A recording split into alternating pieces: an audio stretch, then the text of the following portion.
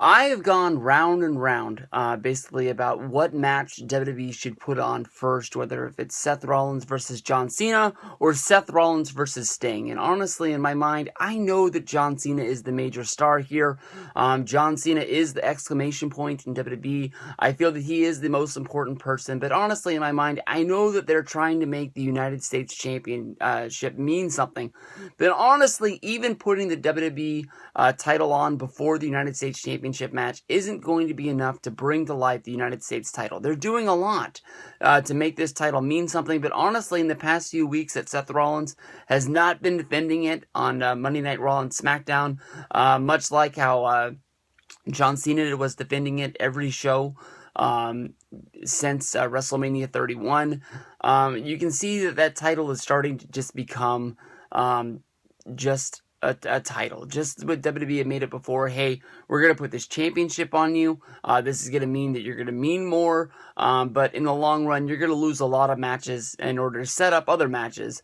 You won't lose the title for a long time, but you're also not going to win any matches for a long time. That's sort of the way I think about the United States title. So I believe at Night of Champions, John Cena versus Seth Rollins will go on in the middle of the show, leaving the main event for Seth Rollins going up against Sting. In my mind, I'm trying to wrap my head around 2 weeks ago on Monday Night Raw, the whole basis of the show was built up around Seth Rollins versus Triple H. And I was trying to figure out how they were going to get to that point, because I don't think they're going to be doing it in October at Hell in the Cell. I think it's actually going to be the next month down the road in November, which would be Survivor Series. I think that's where you set up that match to see who the better champion is, who's got the bigger balls, who's the guy really running the WWE, and the Authority throwing it down and saying they've had enough for Seth Rollins, getting them into trouble. He's already lost Kane. He's already lost J&J Security.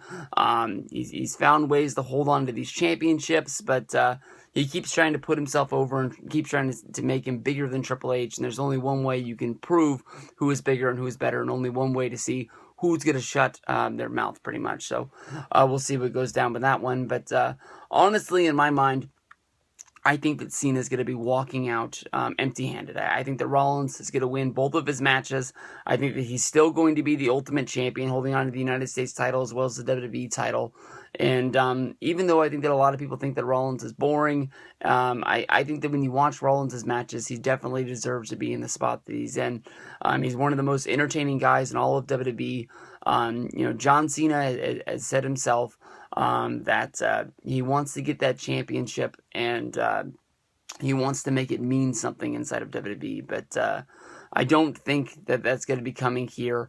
I think that Cena is definitely going to be on the chase, because honestly, when you think about it, do you see Sting wrestling at Hell in the Cell?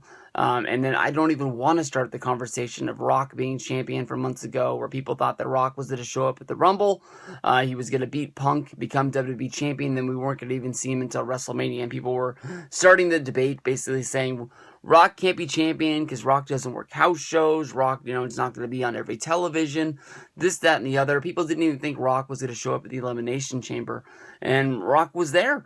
He had a match against CM Punk. It was a good match. Honestly, I think the numbers were a little bit down from where people thought they were going to be, because it wasn't the Royal Rumble.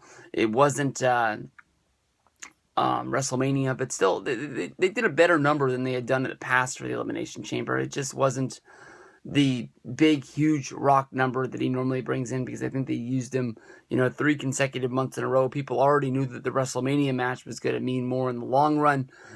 So that's what they went with instead of buying the rematch at Elimination Chamber. But this is a hard one. This is a tough one. How do you not say that Cena beats Rollins? Cena's been on the chase. I keep looking at this picture of Cena and Rollins, this sort of Night of Champions card that they have here, and keep thinking about, Cena winning the WWE Championship for the 16th time. But the match isn't even for that. Just, you see Rollins holding both of these belts. You see Cena going up against them. You think that this is going to be it.